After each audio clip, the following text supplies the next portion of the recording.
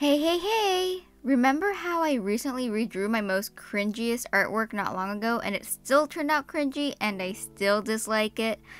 Of course not, but I remember it and I was thinking, what's the big deal? Because I felt bad for still disliking that picture, even though the coloring was somewhat better and I don't know, I guess overall it was okay. But I still did not like it, guys. Maybe I felt bad because I'm like always trying to tell beginner artists that there's nothing to cringe at when it comes to their art. And yet, here I was, cringing. But really thinking about it, I realized that, hey, it's okay to cringe at your art.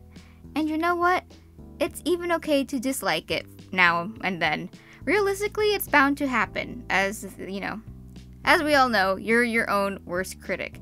At the end of the day, I think what's most important is what you do with those feelings. Before I start on all of that though, I do want to go over what I'm working on in this video, which is another redraw. So, if you weren't here, back in 2020, I stepped away from my usual cutesy dreamlike end card that I've had for years, I've always went for a dreamlike end card. But yeah, I just wanted to do something different. I was going through stuff, so I went with something more synth-wavy and chill vibes.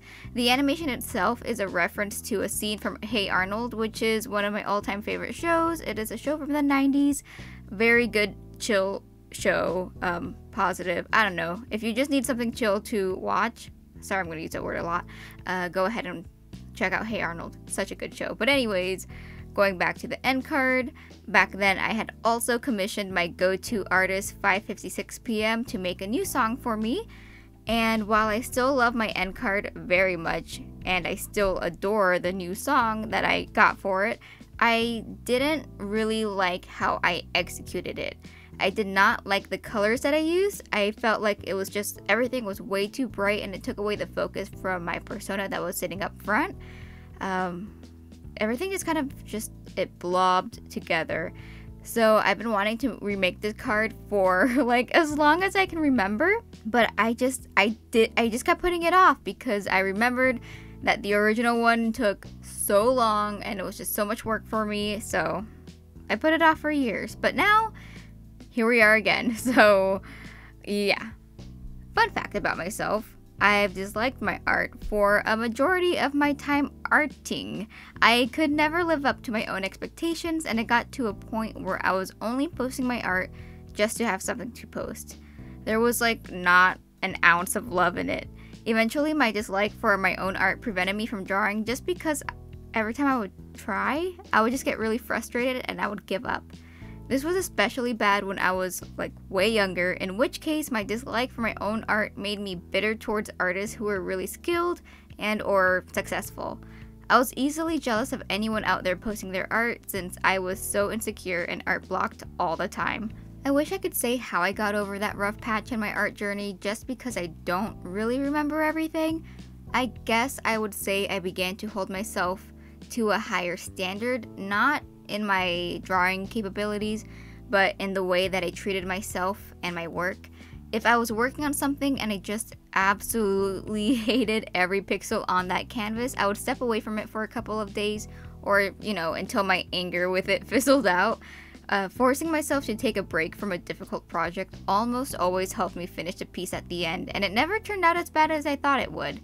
If there was something that I absolutely could not get back into, I would set it aside and work on something else that made me happier. Sometimes I would get back to it by starting a whole new sketch, and sometimes I would never get back to it, and that's fine too. It's not like there's a rule that you must finish everything you start, unless maybe we're talking about commissions, but in that case you could just refund those commissioners and stop working on it. So technically it still applies. I became a lot more gentle with myself when I became frustrated with my art and my work. I used to get really impatient with myself for being upset with my art or for being jealous of other artists. It would make me not want to draw as often or at all, and I made myself accept those feelings, but I would tell myself that it didn't make me a bad person to feel them. Instead of feeling upset or ashamed, I just used those emotions to try to improve my art.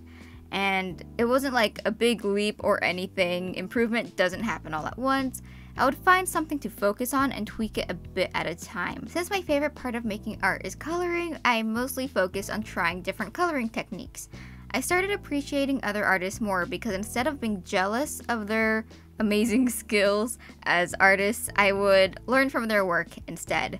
Which sounds like, yeah, no duh, that's a good idea, but you know, when you are in a dark space with your art, it's just not as clear sometimes. Moving on, I would look at somebody's work and I would try to find stuff that I like about it, like, oh, I like the way they draw eyes, or I like the way they paint hair. I should try that. Let me see if I can figure out how they did it. I can't. Couldn't do it, but I tried, and that's what mattered. Eventually, I stopped disliking making art because I was more excited about trying a different, like, hair coloring technique or a different way of shading. I started finding coloring strategies that I liked enough to keep, and eventually, just having a different coloring style made me not dislike my art as much. Actually, not only that, but I think just the process of making my art has been way more enjoyable, and even if the final piece isn't exactly what I wanted, I'm still happy with it overall. Just remembering how much fun I had working on the drawing makes me like the finished piece even more, even if it isn't the greatest thing I've made. That's only been happening super recently though. It's a pretty new feeling, so I'll let you know if that holds up. Okay, so like I know I'm not very good with words, and so I was probably unclear, so I'm just gonna say some stuff outright. I think it's okay to dislike your art and even be upset and frustrated with it as long as you try to deal with those feelings in a healthy way. Don't ever take out your feelings on someone else as it's not their as it's not their fault you're feeling that way about your art. Okay, learn to be more patient with yourself and your art making process. It doesn't have to be a bad or dreadful experience. If you're able to do so in a healthy way, try to use those feelings to experiment with your work. Just don't let anger fuel you though. Just like passion, I guess? Let passion fuel you. Also, it's totally fine to think that your old art is cringy. It's natural to feel that way, and in my opinion, or what I'm thinking, is that it probably just means that you've improved since then. So that's good! If I could have any advice on this, I would say to try not to cringe in a "this is so bad, I'm so embarrassed to have ever thought this was good" way, but try to cringe in a "this kinda sucks, but I'm still glad I made it" way. You can't get good at drawing without sucking first. And that does count for like most other things in life. You can't get good at writing without being a sucky writer first. You know, can't be good at playing a freaking instrument without sucking first. It's just a way of life. And not to mention that you probably will never stop cringing at yourself. There are some recent works of mine that make me want to shrivel up with embarrassment, but I appreciate my past self for trying. Like that cursed Luca drawing. I can never get past my cringe for that. Why did I try to make it better? All I did was add a I just added more hair to his happy trail and called it a day. Why did I do that? And listen, okay? This shouldn't have to be said, but I am not a therapist or an art coach or a life coach or anything like that. And I can't say that this is absolutely going to work for everyone, that, you know, this advice will work for anyone, or if you should even listen to me, because I'm literally just a person on the internet making art. But it's worked for me for the most part, so maybe some of these tips can help like at least one of you even a little bit. Because let me just say right now, it's really sad to see an artist not enjoy themselves as much as they should. Being able to create anything is amazing, and life is just too short to not enjoy the process of creation. Speaking of enjoying the process of creation, let me talk to you about this end card that you may have been watching or not. Look at the ads. I made ads this time. My last end card, I was too lazy, but this time I put effort into it. Thank you to everyone who gave me suggestions on like Tumblr and Instagram and Twitter. Thank you. Yeah. Somebody had suggested that I use Luca in like a makeup or hair product ad, and I really wanted to do that just because, I mean, look at him. He would be pretty good in an ad like that, at least for my end card bus, you know. But I've decided that I wanted to focus on my smaller, more unknown characters for my ads because I never draw them, and it's just I just owe it to them for them to be in my end card for the rest of however long I have this end card. And I'm probably gonna have this end card for a long time, by the way, just letting you know. I put a lot of work into it. I don't want to change it anytime soon. So I decided instead of using Luca, I was going to use my character Calder, who is my only monster character. It is literally his dream to be a model. That is his purpose in life, is to become a model. So I couldn't not use him in a modeling ad. That would just, I would be the true monster if I deprived him of that. That would be messed up. So there he is. He's on a perfume ad. He's super cute, beautiful, love him. Oh my gosh, I love him so much. And the second ad that I worked on was just of Mace playing an electric guitar. I guess he's touring or something. He does that sometimes. I know he's technically like not one of my least known characters, but compared to Luca and Papaya, he's like a nobody. So technically it's okay that I used him, in my opinion. And I didn't even draw his face, so, you know, it's fine. I think only people who have followed me for a while and know my characters would know who this is. I think I might have written his name on as a placement, so you probably could guess who was gonna be there, but yeah.